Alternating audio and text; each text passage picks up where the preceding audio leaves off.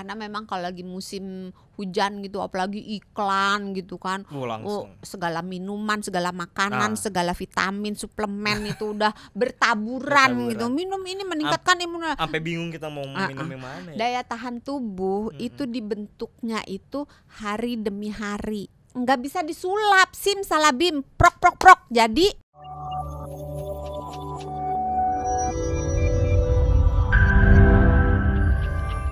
sekarang masuk dulu ke segmen bener gak sih? bener. Belum. Iya beneran maksudnya Oh kita iya, beneran mau masuk. Iya. Bener gak sih dok? Kalau kita kehujanan itu pasti langsung flu deh. Belum tentu. Ingat tadi ada 3 faktor. Badannya, virusnya, sama lingkungannya. Jadi kalau kita kehujanan tapi lingkungannya bersih, nggak ada virus yang berterbangan, nggak ada bakteri yang berterbangan, walaupun itu jarang sih. Iya, baru saya nanya. Nggak usah dipikirkan, sudah kujawab gitu kan. Gimana kita bisa nemu yang bersih gitu kan? Terus badan kita misalnya dalam keadaan sistem imunitas lagi prima gitu ya. Terus si virus yang masuk, yang lagi beredar nih, virusnya lagi pada holiday. Jadi yang beredar cuma sedikit, dan yang beredar itu yang pangkatnya baru 1 gitu, belum ya cemen lah gitu. Itu bisa aja kita nggak sakit walaupun kita kena virus, walaupun kita kena bakteri. Karena badan kita sebenarnya punya kemampuan untuk melawan, menangkis kayak bulu tangkis.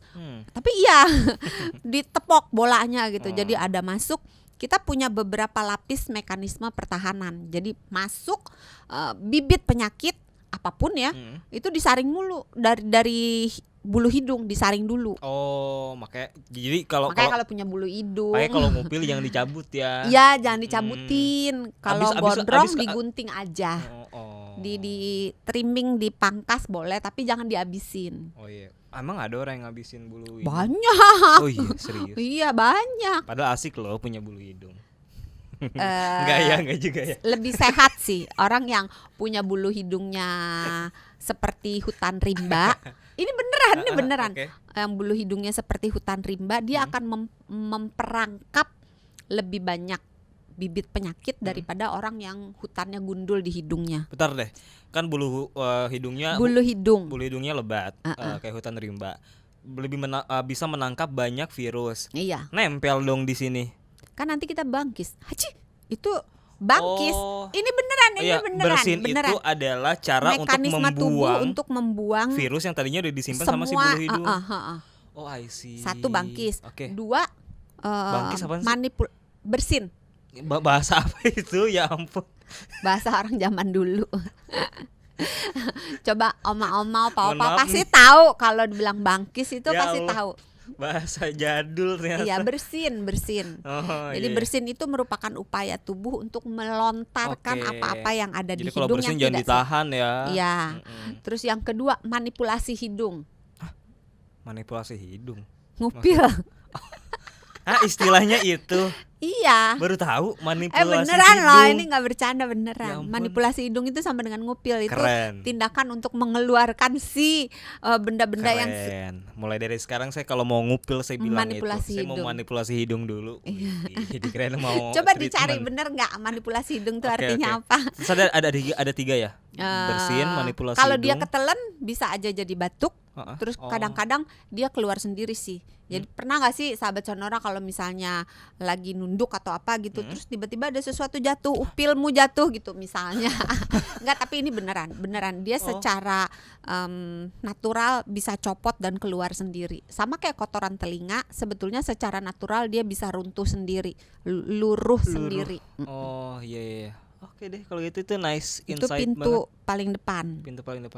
Ada pintu paling belakang? Pintu paling depan aja ada 2. Tadi bulu hidung sama selaput lendir. Emang ada lagi pintu yang lain? Ada. Apa? Amandel. Oh, jakun. Sama sel. Bukan. Beda ya. Dimalahin tuh emang operator. Lain. Kalau amandel itu yang di kiri kanan. Kalau jakun kan cuma 1 di sini, yang laki punya, perempuan enggak gitu kan. Kalau amandel semua orang punya, kiri 1 kanan 1. Oh, itu juga bisa buat menangkis. Itu sebetulnya fungsinya itu adalah pintu gerbang kita. Terus kita punya sel-sel, macam-macam sel di dalam saluran pernapasan kita. Kita punya sel darah putih, kita punya antibodi macam-macam. Jadi berlapis-lapis mekanisme pertahanan pertahanan tubuh kita.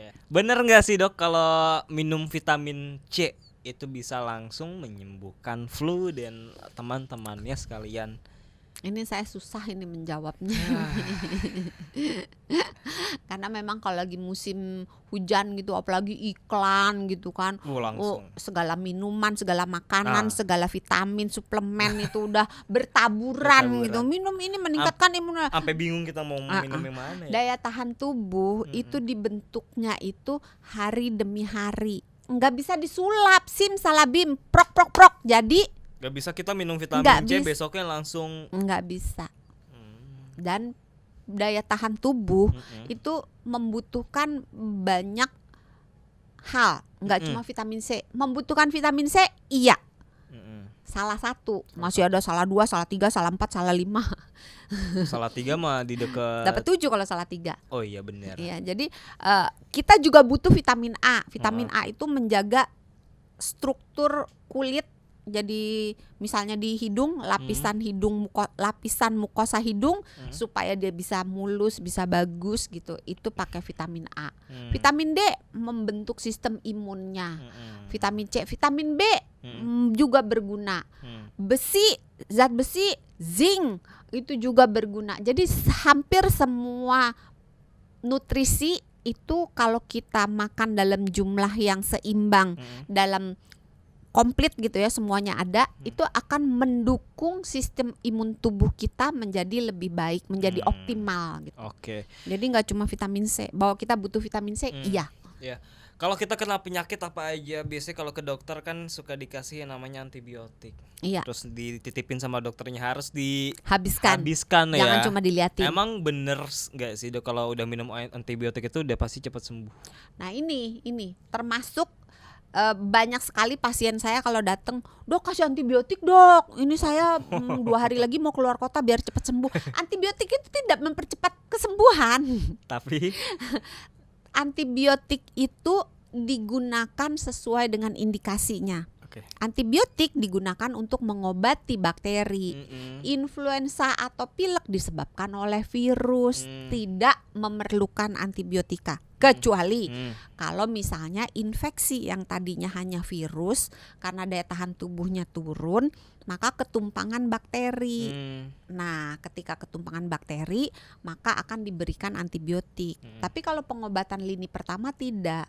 Mungkin pada beberapa kasus, misalnya influenzanya berat atau pileknya berat, atau orangnya memang dalam bentuk yang tidak prima, sangat tidak prima, misalnya punya penyakit kronis atau dia punya gangguan imun dan dia gejalanya sangat berat, mungkin membutuhkan antivirus.